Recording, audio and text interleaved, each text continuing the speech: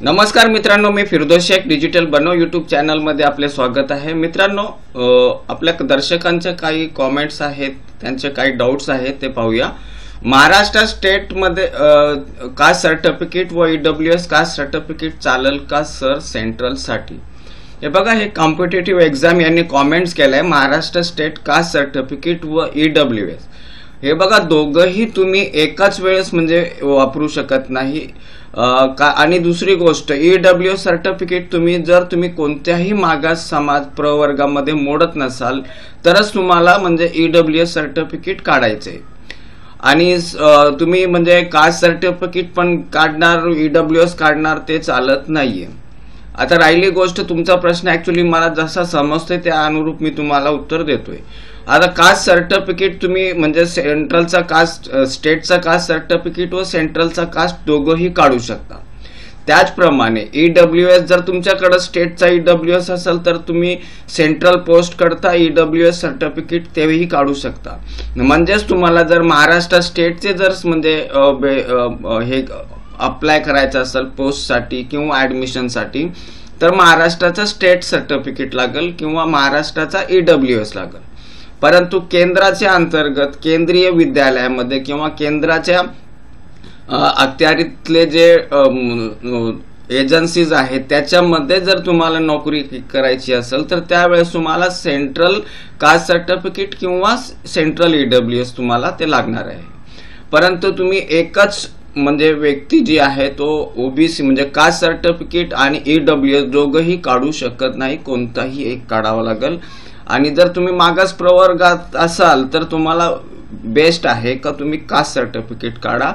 EWS हे economical विकर section म्हणून असतो, तर आर्थिक दृष्ट्या दुर्बल घटकचा सर्टिफिकेट असतो। तर जे काही तुमच्या अनुरूप असेल ते एकच वापरायचं आहे तुम्हाला। नेचर लवर कॉमेंट्स करतायत, माझा लोहार समाज आहे पण आमच्या समाजाने आर्य क्षत्रिय लोहार समाज असे नाव समाजात समाविष्ट केले आहे, तर मला लोहार एनटीचे जात पडताळणी प्रमाणपत्र मिळेल का? हे बघा, आता तुम्ही तुमचा जो दाखला आहे त्याच्यावरती लोहारचा म्हणजे उल्लेख असेल तर ठीक आहे, परंतु तिथं तुम्ही आर्य आणि क्षत्रिय म्हणजे ह्या ओपन कॅटेगरीमध्ये मधील संज्ञा आहेत। तर या आर्य आणि क्षत्रिय हे जर कुठं म्हणजे तुमच्या ह्याच्यावरती असेल तर मग तिथं अडचण होईल। फक्त लोहार म्हणून जर असेल आणि तुमचे जे ब्लड रिलेटिव्ह आहेत त्याच्यावरती पण फक्त लोहारचा असेल तर मग तिथं अडचण येणार नाही।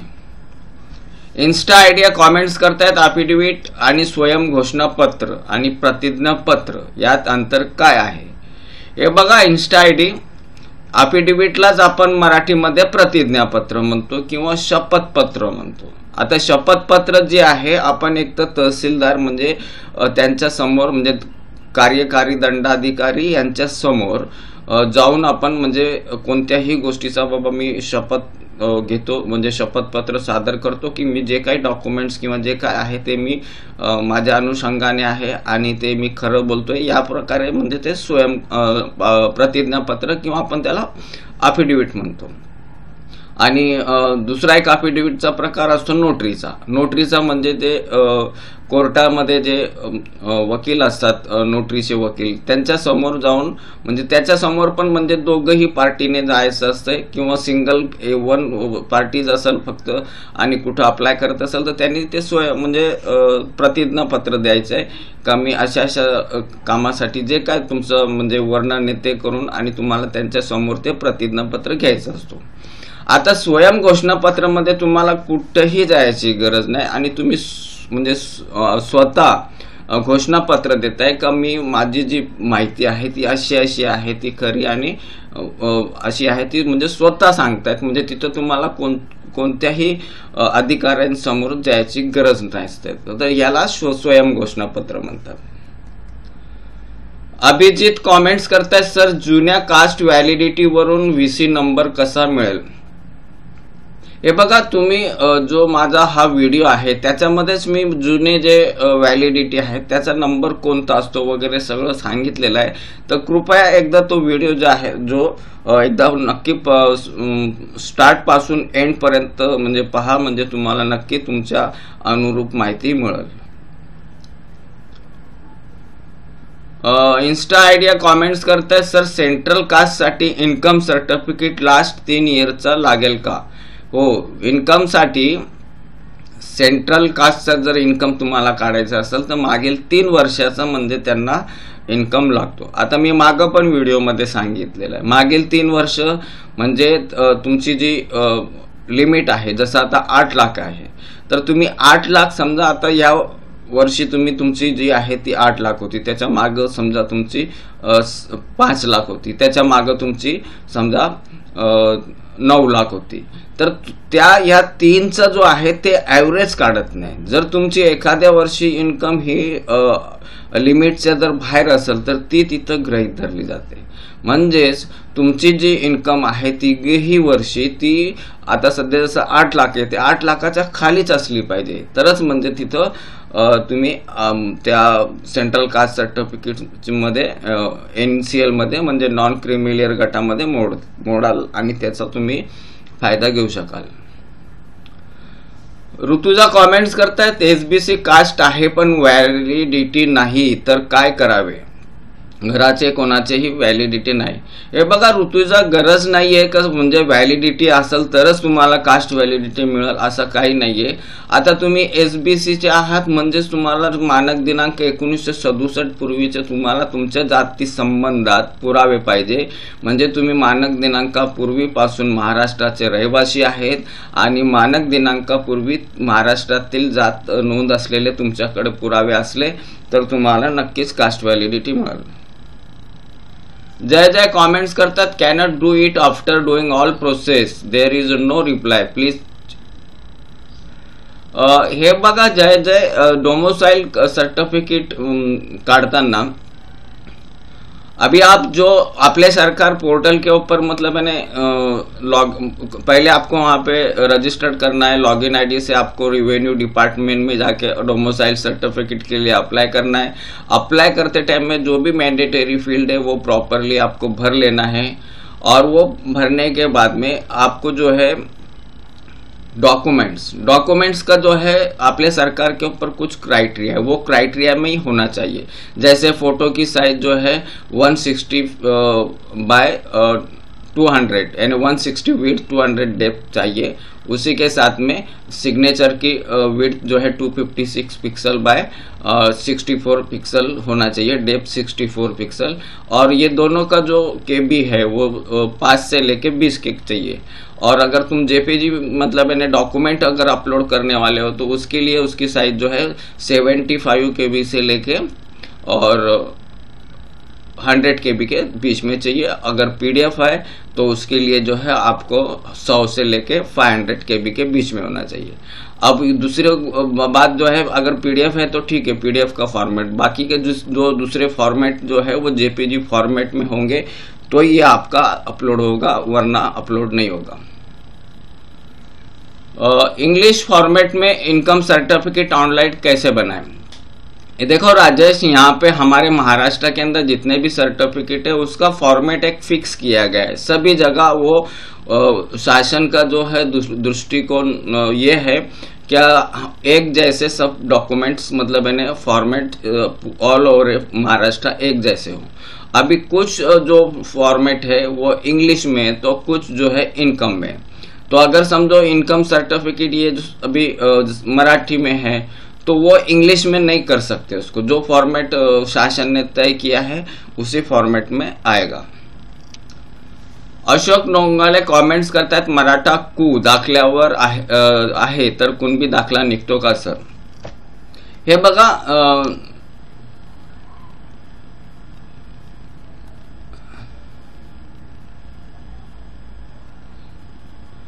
मराठा कुणबी जर तुमच्याकडे म्हणजे आपल्या याच्यामध्ये दाखवलेलं आहे की मराठी कुणबी जर असेल तर तुम्हाला म्हणजे कुठं कुण असं म्हणजे असेल तर तिथं तुमचे जे इतर डॉक्युमेंटची जी आहे ती सुसंगता म्हणजे तपासून आणि त्याच्यानंतर तो निर्णय घेतला जातो. फक्त एका डॉक्युमेंटवरती तुमची होणार नाही. किरण कॉमेंट्स करतात, मित्रांनो हा सगळा प्रकार आरक्षण बंद करण्यासाठी आहे. बापाचा कास्ट सर्टिफिकेट असेल तर द्यायला पाहिजे ना, कशाला पाहिजे? आजोबा पंजोबा सगळा मूर्खाचा बाजार मांडलाय. थोडक्यात खालच्या वर्गातील मुलांनी शिकले नाही पाहिजे, म्हणजेच उच्चवर्णीयांची चाकरीच त्यांना केली पाहिजे. सरळ सरळ अर्थ. किरण हे बघा, तुमचा जो प्रश्न आहे ठीक आहे, तुमच्या भावना आपण समजू शकतो, परंतु एक गोष्ट लक्षात घ्या. आता तुम्ही मागास समाजाचे आहेत, तुमच्याकडे जातीचा दाखला आहे आणि तो तुम्हाला वैध करण्यासाठी जात पडताळणी लागते, म्हणून तुम्ही जात पडताळणी अर्ज करतात. आता जात पडताळणी समिती तुमचा अर्ज जो आहे तो दोन दृष्टिकोनातून पाहते. मागासवर्गीयांना म्हणजे व्हॅलिडिटी द्यायला पाहिजे, पण त्याचबरोबर बिगर मागासवर्गीयांनी नामसदृश्याचा फायदा घेत मागास समाजाचे व्हॅलिडिटी सर्टिफिकेट मिळवू नये, हा पण त्यांचा दृष्टिकोन आहे. याचाच अर्थ समजा आता तुम्ही म्हणजे मागास समाजाचे, परंतु कोणी म्हणजे गैरमार्गाने ओपन कॅटेगरीवाल्यांनी समजा कास्ट व्हॅलिडिटी मिळवली, मग तुम्हीच तिथं म्हणजे बोंबाबोंब करणार ना, बिगर मागासवर्गीयांना जातीचे दाखले देताय, बिगर मागासवर्गीयांना व्हॅलिडिटी देताय. तर ते म्हणजे जे काय आहे ते फायद्याचाच आहे मागासवर्गीयांच्या, म्हणजे त्याचा जो बेनिफिट आहे बिगर मागासवर्गीयांनी घेऊ नये याच्यासाठीच हा सगळा खटाटोप आहे. सिद्धेश कॉमेंट्स करतात, सर माझ्या फॉर्म 15A वर प्रिन्सिपलचा फक्त स्टॅम्प आहे पण सिग्नेचर नाही, तरी अपलोड केला तर चालेल का? नाही सिद्धेश, तिथं प्रिन्सिपलचा सही शिक्का हे असणं गरजेचं आहे. गणेश कॉमेंट्स करतात, गुड आफ्टरनून सर, मी गणेश काटके, मला कास्ट व्हॅलिडिटी सर्टिफिकेट हवे आहे, पण माझ्याकडे ग्रँडफादरचे काहीही डॉक्युमेंट नाही, फक्त माझ्याकडे माझा ओरिजिनल कास्ट सर्टिफिकेट आहे आणि माझी फॅमिलीमध्ये कोणाचाच व्हॅलिडिटी पण झालेली नाही आणि मी अप्लायही केलेला पण त्यात ही रिटर्न आली फाईल. हे बघा गणेश, तुम्ही ज्याही समाजाचे म्हणजे आता तुम्ही इथे 1950 म्हणजे SC किंवा ST समाजाचे असणार आहेत, तर तुम्हाला तिथं तुमची जात सिद्ध करण्याची जबाबदारी ही अर्जदाराची आहे. आता तुम्ही नुसता फक्त एवढा म्हणून म्हणजे चालणार नाही का माझ्याकडे फक्त कास्ट सर्टिफिकेट आहे आणि याच्यावरती मला व्हॅलिडिटी द्या, असं होत नाही. तुम्हाला मानक दिनांकापूर्वीचे पुरावे तिथं द्यायचे आहेत आणि तुमची जात सिद्ध करायची आहे का मी या जातीचा आहे आणि मी मानक दिनांकापूर्वीपासून महाराष्ट्रामध्ये राहतोय, हे तुम्हाला सिद्ध करायचे. ठीक आहे, समजा आता तुमच्याकडे 1950 पूर्वीचे पुरावे नसतील, तर मग तुम्हाला अशा वेळेस तुमची जी वंशावळ आहे ती सविस्तर विस्तृत करून तुमचे जे नातलग आहेत, लांबचे नातलग काही असतील तर त्यांचे डॉक्युमेंट्स तिथं लावून आणि तो सिद्ध करण्याचा प्रयत्न करा. लांबचे जर नातलग असेल तर त्यावेळेस तुम्हाला त्यांचे डॉक्युमेंट्स प्लस त्यांचा जो महसुली पुरावे वगैरे काय असेल तर ते पण तुम्हाला तिथं लावायचा असतो. आणि यानंतरही जर समजा समितीला समाधान झालं नाही तर तुम्हाला दक्षता पथक चौकशीची इन्क्वायरी होईल आणि तुमच्या जाती संदर्भामध्ये ते इन्क्वायरी करतील आणि त्या अनुरूप तुम्हाला कास्ट व्हॅलिडिटी मिळेल. तर या प्रकारे म्हणजे बघा, अगोदर तुम्ही जेवढे डॉक्युमेंट्स तुम्हाला म्हणजे प्रोव्हाइड करता येईल तेवढे प्रोव्हाइड करा, नाहीतर दक्षता पथक समितीमार्फत चौकशी झाल्यानंतर मिळतेच, फक्त एवढा होतो का उशीर होतो परंतु व्हॅलिडिटी मिळते. शेख सोहेल कमेंट्स करता, सर मेरी कास्ट मुस्लिम है एंड मैं शेख हूं, तो क्या मैं कास्ट बनवा सकता हूं? Please reply. ये देखो सोहेल, मुस्लिम है और आपका जो सरनेम शेख है, तो शेख जो सरनेम है बहुत सारे समाज के लोग वापरते, जैसे खाटिक, जैसे बेलदार, तो ये खाटिक ओबीसी के अंदर आते हैं, बेलदार एनटी में आते हैं. तो इस तरह से शेख जो है ये सरनेम मतलब मैंने कोई एक स्पेसिफिक समाज के लोग लगाते हैं ऐसा नहीं है, और उसके ऊपर से आपकी कास्ट साबित नहीं होती है. आप अगर समझो कास्ट सर्टिफिकेट आपको लेना है तो आपको जो है आपका जो भी कास्ट है, जैसे अभी जुला है, जुला मतलब है ना, उसको विनकर कहते हैं उसको, तो वो अगर है और उसके अनुरूप आपके पास डॉक्यूमेंट है तो आप ओबीसी निकाल सकते हो।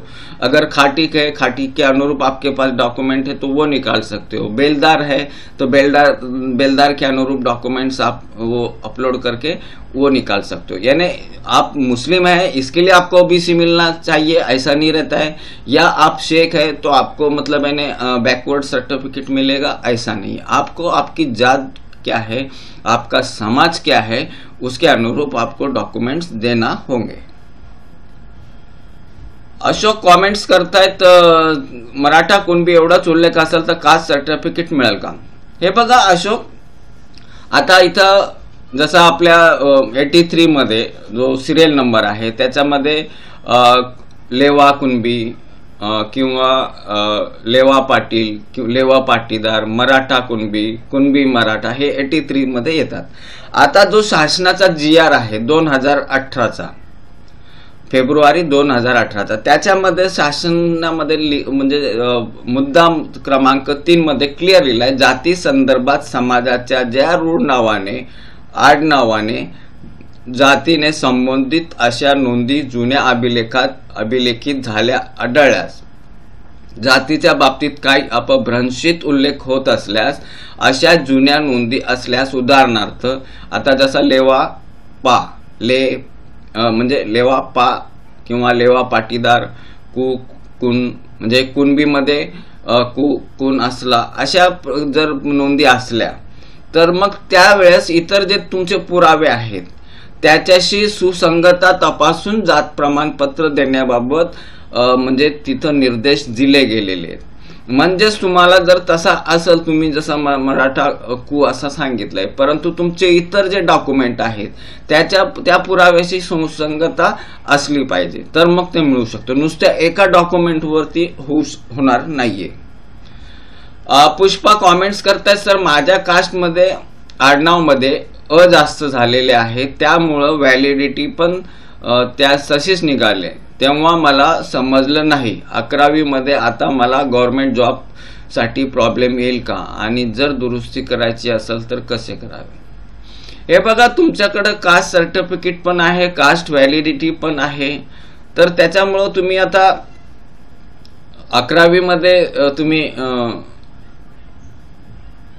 आता 11वी मध्ये आहे तर शक्यतो तुम्ही नवीन कास्ट सर्टिफिकेट आणि कास्ट व्हॅलिडिटीला म्हणजे फार त्रास होणार आहे, तर एकदा गजेट बनवून ठेवा, जो तुमचा जुना नाव आणि नवीन नाव करून जो गजेट असतो तो करून ठेवा, आणि प्रयत्न करा दुसरे जे म्हणजे कास्ट सर्टिफिकेट किंवा कास्ट व्हॅलिडिटी याच्यामध्ये जर म्हणजे आता रिसेंटली काढला असेल तर त्याच्यामध्ये संबंधित विभागाला जाऊन तिथं म्हणजे, परंतु तसं शक्य होणार नाही तर बेटर वे गजेट करून ठेवला तर उत्तम होईल।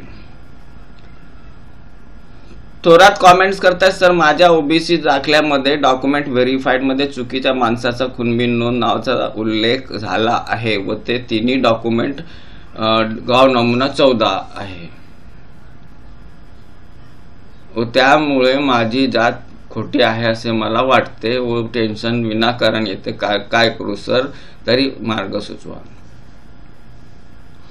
हे बघा थोरात, तुम्ही ओबीसी मध्ये जे डॉक्युमेंट व्हेरीफाय, मी मागं पण तुम्हाला म्हणजे ऑनलाईन मध्ये तुम्हाला याचं उत्तर दिलं होतं का, जे डॉक्युमेंट व्हेरीफाय आहे त्याच्या ते एवढा इम्पॉर्टंट म्हणजे त्याच्याकडे कोण बघत नाही, आणि त्याच्यानंतर तुमच्याकडे व्हॅलिडिटी पण आहे, तर ते एवढा टेन्शन घ्यायची काही गरज नाहीये।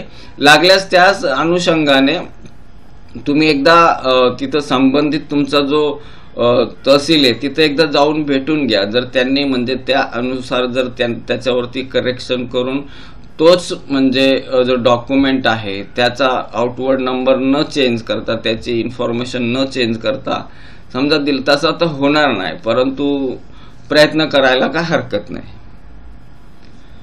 मनस्वी बाविस्कर कॉमेंट्स करतात, खालील दिलेली डॉक्युमेंट सविस्तर माहिती द्या. प्रतिज्ञापत्र फॉर्म नमुना 17. हे बघा, प्रतिज्ञापत्र फॉर्म नमुना 17 म्हणजे आपण जे काही डॉक्युमेंट्स म्हणजे अपलोड करणार आहेत, आपण सादर करणार आहेत, ते डॉक्युमेंट खरे आहे आणि ते खोटे नाही याबाबतचा तो शपथपत्र असतो. आणि जो फॉर्म 3 असतो तो आपला वंशावळी संबंधितचा प्रतिज्ञापत्र असतो. आता दुसरा प्रश्न तुमचा, विद्यार्थी व वडील ज्या शाळेत शिकले त्या शाळेतील निर्गमन उतारे. आता हे बघा, निर्गम उतारा विद्यार्थी जर म्हणजे शिकत असेल तर तो त्याचा बोनाफाईड देऊ शकतो किंवा मग त्याचा LC वगैरे असेल तर तो देऊ शकतो. आता वडील समजा ते शिकलेले असतील आणि त्यांचं समजा निर्गमन उतारा तुम्हाला तो संबंधित जी शाळा आहे ती त्या शाळेतनंच तुम्हाला ते मिळणार आहे. आता इथं बघा, हा निर्गमन उतारा आहे, हे शाळेने या व्यक्तीला निर्गमन उतारा दिलाय. त्याच्यामध्ये विद्यार्थ्याचं नाव असतो, धर्म असतो, जन्मस्थळ असतो, जन्मतारीख असते, शाळेमध्ये दाखल झाले, म्हणजे जी LC वरती जी माहिती असते तीच माहिती जी आहे निर्गम उतार्यावरती ती देण्यात येते. रिजवान शेख कमेंट्स करता है, सर मेरे पिताजी के नाम में LC में पर शेख मस्जिद है, इस कारण मेरा EWS पर भी पिता का नाम ऐसे ही है, पर मेरे मार्कशीट पर पिता का नाम शेख उस्मान शेख मस्जिद है. रेलवे डॉक्यूमेंट वेरिफिकेशन में क्या प्रॉब्लम आ सकती है क्या? देखो, यहाँ पे एक तो तुम्हारे जो डॉक्यूमेंट्स है, LC भी जो है आपकी वो मतलब यानी चेंज नहीं हो सकते, जूने डॉक्यूमेंट्स चेंज नहीं हो सकते. कास्ट सर्टिफिकेट भले ही हम जो है EWS हर साल हम नया करना पड़ता है, लेकिन आपकी मार्कशीट जो है वो भी मतलब यानी चेंज होना मुश्किल है. तो उसके लिए फिर तुम बेटर वे काफी गजेट बना के रख लो, और उसके वजह से जो कहीं पे भी आपको प्रॉब्लम आए तो आप वहां पे गजेट दिखा सकते हो. योगेश कॉमेंट्स करता है, सर SC कास्ट सर्टिफिकेटचा फॉर्मॅट हे सेंट्रल मध्ये स्टेट कास्ट सर्टिफिकेट मिळते ऑनलाईन अप्लाय केल्यावर, तर हे सर्टिफिकेट स्टाफ सिलेक्शन कमिशन साठी चालेल का? कारण सेंट्रल अप्लाय केला आहे पण रिस्पॉन्स मिळत नाहीये. हे बघा योगेश, आता आपल्याकडे जे अनेक तहसील ऑफिसेस मध्ये जे म्हणजे सेंट्रलचे कास्ट सर्टिफिकेट आहेत, त्याचा फॉर्मॅट जनरली आता त्यांनी सेंट्रलच्या कास्ट सर्टिफिकेट प्रमाणेच केलेला आहे. आता हे बघा, इथं मी तुम्हाला 2 उदाहरण दाखवतोय. इथं हा कास्ट सर्टिफिकेट हा सेंट्रलचा कास्ट सर्टिफिकेट आहे आणि हा जो आहे तो स्टेटचा कास्ट सर्टिफिकेट आहे. आता इथं सेंट्रलच्या कास्ट सर्टिफिकेटच्या फॉर्मॅट मध्ये ना तुम्हाला हे बघून घ्या, हे पाहिजे म्हणजे हे देअर इज सर्टिफाईड दॅट, म्हणजे सर्टिफिकेटच्या खाली हा तुमचा म्हणजे आउटवर्ड वगैरे हा आला सर्टिफाईड दॅट, मग हे येते. ह्या GR मध्ये कमी जास्त होऊ शकतो. त्याच्यानंतर मग इथं पुन्हा ते म्हणजे त्याच्या सर्टिफिकेटच्या संबंधित इथं माहिती असते आणि इथं मग त्याच्यानंतर सही शिक्का वगैरे अधिकाऱ्यांचा तो असतो. तर या फॉर्मॅट मध्ये म्हणजे असला म्हणजे तुमचा इथं दिस इज टू सर्टिफाईड हे एकदा बघून घ्या, हे खालचं हे बघून घ्या, हे आणि हे जे GR आहे ते रेफरन्स साठी आहे, त्याच्यामध्ये कमी जास्त असेल तर काही फरक पडत नाही. तर अशा पद्धतीचं जर असेल तर मग तो म्हणजे तुमचा सेंट्रलचा कास्ट सर्टिफिकेट शाळे चालतंय. आता समजा काय ठिकाणी हे तुमचं फॉर्म परफॉर्मा नंबर 1 नसेल, डायरेक्ट कास्ट सर्टिफिकेट असेल तरी चालेल. फक्त त्यांना फॉर्मॅट जो आहे आता इथून हा आउटवर्ड नंबर पासून तर या महाराष्ट्रापर्यंतचा जो आहे तो फॉर्मॅट त्या फॉर्मॅटमध्ये पाहिजे. आणि काही ठिकाणी समजा हे जे त्यांनी GRच्या रेफरन्स जे दिलेले त्याच्यात कमी जास्त असले तरी काय हरकत नाही, परंतु हे जे वाक्य आहे ते म्हणजे असणं गरजेचं आहे. आणि याच्यामध्ये पण या वाक्यांमध्ये पण म्हणजे मागं पुढं असेल काही थोडासा म्हणजे सिक्वेन्स वगैरे तरी चालेल, फक्त ते जे म्हणजे त्यांचा जो त्याच्यामध्ये जो वर्णन करायचं आहे, जो डिस्क्रिप्शन आहे तो तेवढा येणं गरजेचं आहे आणि तो असला तर मग तिथं चालेल. आता इथं बघा हा स्टेटचा फॉर्मॅट आहे, तर तो फॉर्मॅट मग तो सेंट्रल साठी चालणार नाहीये. तर मित्रांनो, आजच्यासाठी आपण इथंच थांबूया. धन्यवाद. जय हिंद.